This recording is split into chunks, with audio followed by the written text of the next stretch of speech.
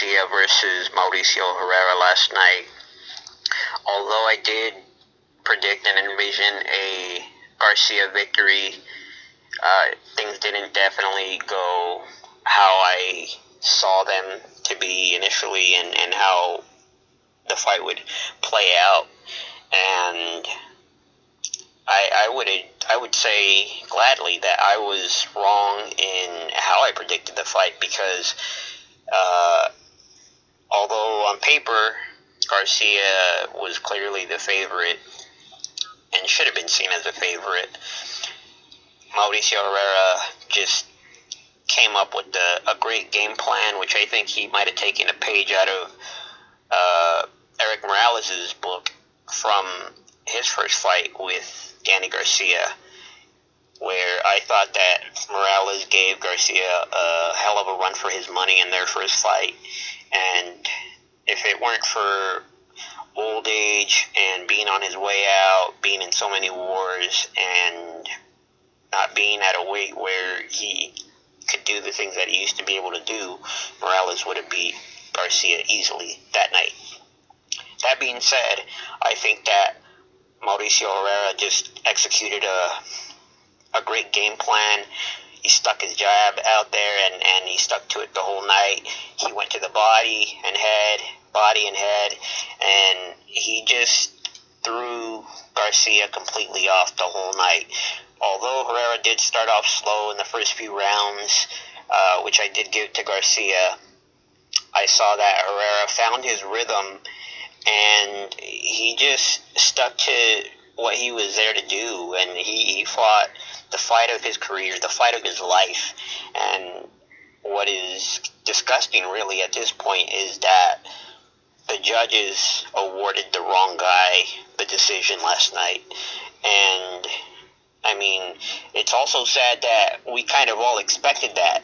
As we were watching the fight, as it unfolded, it was almost like, okay, if Garcia doesn't, or if Herrera doesn't knock Garcia out, he's just going to lose on the cards.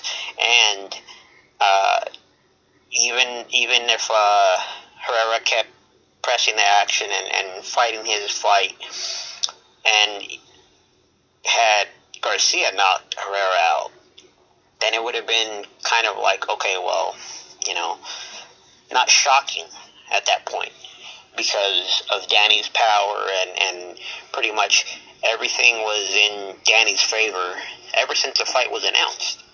And so seeing how Herrera fought and everything that he did inside the ring and made Danny uncomfortable, and he was actually the one walking Danny back. And mind you, Herrera does not have power. He has 7 knockouts in 23-24 fights. So imagine if Herrera did have power, then we really would have seen something of, I think, a shocking upset by knockout. Who knows? But even then, I mean, that's kind of irrelevant, because Herrera still should have won, even though he doesn't have power, and he still busted Danny's nose up and drew blood from Danny and had his face beat up. And it's just unfortunate, and it's almost like we're accustomed to these horrible decisions when they happen. And at this point, though, Herrera, you just can't help but not like the guy, and he was so gracious even in defeat, as the judges saw it. But in many people's eyes, he was a clear victor last night. But, speaking to Jim Gray, he was still very respectful, and obviously he deserves a rematch. But I think that, although I think Danny Garcia would fight anybody, his handlers and his team want nothing to do with Herrera ever again, or a guy like him. And even then, I think Herrera upped his stock and opened some doors for himself. And clearly, he's more than a formidable opponent, and definitely a challenger to anybody out there at the top at 140 pounds. And I'm glad that I was mistaken, because, He definitely embraced the underdog role last night, and he deserves another shot at a title, whether it be Garcia or somebody else, if Garcia moves up to 147 or whatever the case. But he definitely earned more than his stripes, as he has in the past. I mean, the guy had beat Ruslan Probodnikov, which not many people could say that they have that victory over a guy like that. And so hopefully he does get the bigger fights in the coming months or in the next year or so. But I think he definitely upped his stock. As for Danny Garcia, I think maybe a move to 147 is what he needs to do next. But he definitely doesn't have that aura of not being invincible or of being invincible. He doesn't have that.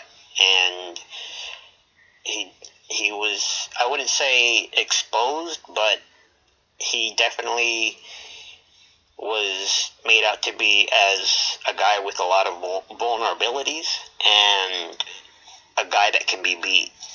And again, I think if Herrera had just even a little bit more power, then Danny, who knows, would have had an even longer night than he had last night. And I think that at this point, Garcia goes back to, obviously, his home in Philadelphia and back to the drawing board. But, you know, I mean, he has fought all comers at 140, you know, and so you can't say that he hasn't done what he has to do to be at the status that he's at. But I definitely think last night was a wake-up call. Maybe he's too comfortable, I don't know if at 140 or at just his position in boxing right now. But I do think that last night should definitely make him realize that, you know, nothing is going to come easy, and he should never, I think he underestimated Herrera, and therefore he should never underestimate any fighter. Although he said that in the post-fight interview with Jim Gray, but I don't believe that was the case. I think that he underestimated Herrera. Looked like he was having almost a vacation in Puerto Rico. So all that being said, I mean, it's really, the ball is in his court, and we'll see what he does and where his mind's at, because that's the most important thing in this sport, where a fighter's mind's at and where their heart's at. But for Herrera, I think the future holds bigger fights, and I would love to see him win a world title and get that shot.